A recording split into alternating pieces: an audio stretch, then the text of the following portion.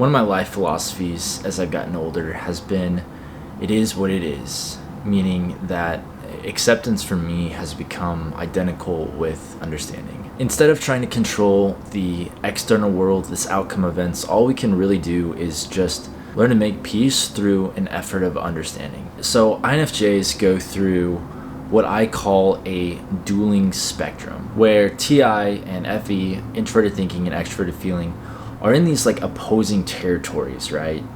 And then you've got NI, introverted intuition, which is kind of this driving force, this navigational tool, right? It's the compass in which you navigate this landscape called life. Lastly, you have SE, which is extroverted sensing, which operates as like a handicap. It blurs what's in front of you. This is the least developed function. It's like if you've ever worn prescription glasses that were too strong. It's like you got to read something and it's just, you can't make out any words. SE behaves in a similar way because it's focused more on the present, the here and now, how the INFJ relates to the present moment. So in other words, because introverted intuition, the main function, requires so much of the INFJ's immediate attention, it's very easy for SE to basically miscalculate like real-time data. So back to this illustration, when an INFJ is traversing their own landscape of thought and emotion, the most common obstacle isn't managing introverted intuition, it's learning to get this relationship between TI and FE to cooperate. FE is in the passenger side seat, TI is in the back, and they are just, it seems like these are just constantly going at it with each other. This is why INFJs appear to be, like you've heard it, walking contradictions. It's like there's this sibling rivalry back and forth between TI and FE, the yin and yang. And then SE, of course, is just like the baby in the backseat that is exasperating the entire situation. So with this structural stack, this explains why INFJs are rational and ideal, empathetic, but also cold. Okay, so you have FE, which this attempts to create this harmonious relationship with everyone around it, that empathy that you have to make sure that people are taken care of. But TI, who's in the back, is it serves as this constant reminder to FE that, hey, this is totally fine what you're doing, but make sure that the outcome is logical and it's in line with the values of introverted intuition, the driving force. This concept is very simple to understand, but what's crazy is like, why does it always feel like these two are always in opposition towards each other? Why does it feel like they're working against each other rather than with introverted intuition? Okay, well, this next part is crazy. Dario Nardi, author of Neuroscience of Personality, states that INFJs use a whole brain Zen-like pattern regularly. This pattern occurs when all regions of the neocortex are in sync and dominated by brainwaves that are medium-low frequency and very high amplitude. So what's really interesting about this is that he states that other personality types show this same pattern when they are engaged in an area of expertise, like a trained performer acting in a play. So, but with INFJs, they actually exhibit this Zen-like pattern when they're asked to tackle an unusual problem, something unfamiliar, or envision the future. So INFJs use their whole region of the neocortex to find solutions, to realize an answer.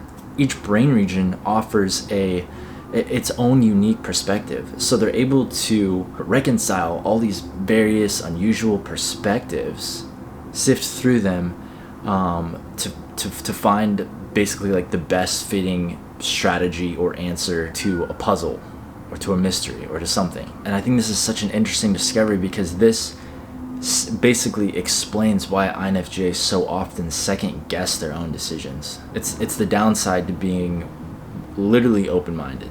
But also on the other hand, this is exactly what explains why INFJs can be so stubborn when they finally arrive at a conclusion, because they've consulted all of these various angles of perspective. And when you factor in extroverted feeling, this function that is more concerned with the energy and emotions of others, right? This preoccupation with relationships, you can see why the INFJ struggles so hard with the whole concept of self, because FE is a group dynamic. And so the only method of examining oneself falls upon the shoulders of the intellectual NITI self. It's very difficult to grasp the FE sense of self because it is an extroverted function, right? They view themselves through an aperture.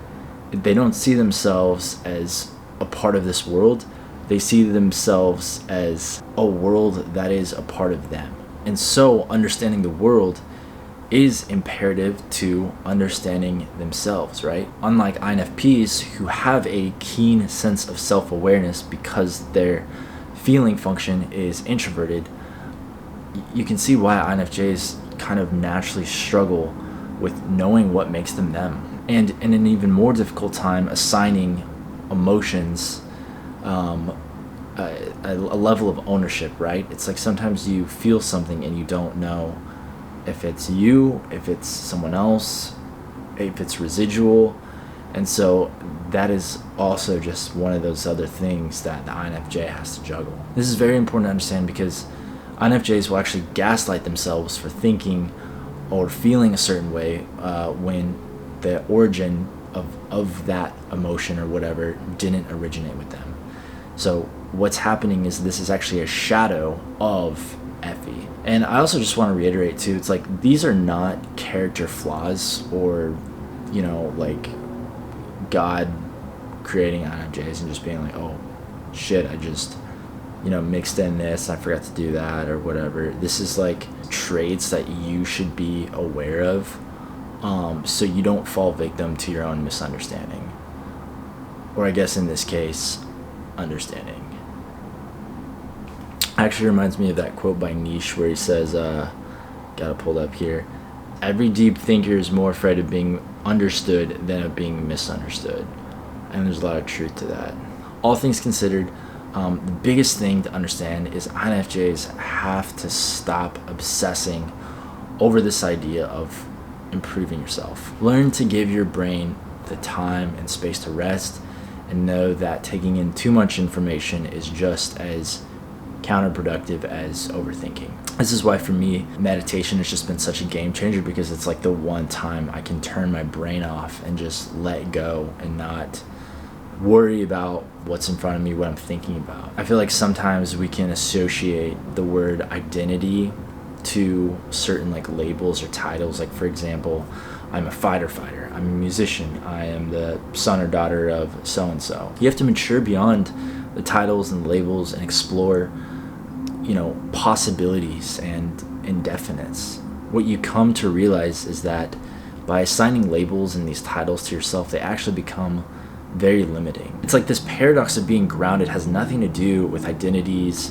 and labels, right? It's more about creating peace in the midst of uncertainty and the unknown, in the not knowing what the hell is going on. The reality is that we're all living in a perpetual state of evolution, so don't reject these aspects of yourself for the sake of fitting in, of just not wanting to ruffle any feathers. Embrace being an anomaly, right? It's like embrace being different, embrace being you. So anyways guys, that's all I got. I hope this video helps just kind of cast light on like on INFJ's blind spots. You can always message me on Insta if you've got questions. Do my best to answer. Thank you guys so much for watching, and see y'all in the next video.